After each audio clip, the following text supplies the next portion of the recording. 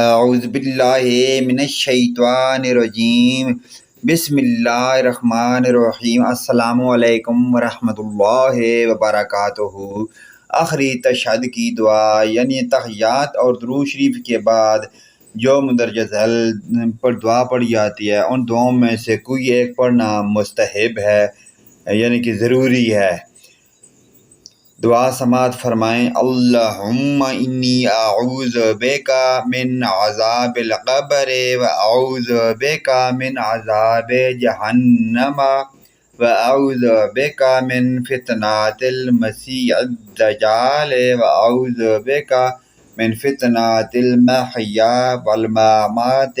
اللہم انی اعوذ بک من المعصم والمغرم۔ اللہم انی ظلمت نفسی ظلما کثیرا ولا یغفر الذنوب الا انت فاغفر لی مغفرۃ من عندک وارحمنی انک انت الغفور الرحیم۔ ترجمہ سماعت فرمائیں۔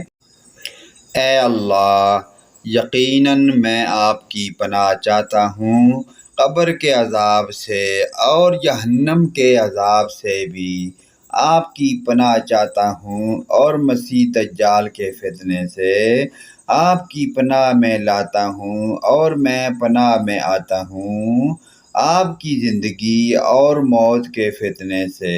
اے اللہ، یقیناً میں آپ کی پناہ میں آتا ہوں گناہوں اور قرض سے۔ اے اللہ، بے شک میں نے اپنی جان پر ظلم کیے، بہت ظلم، تیرے سوا اور کوئی گناہوں کو نہیں بخش سکتا۔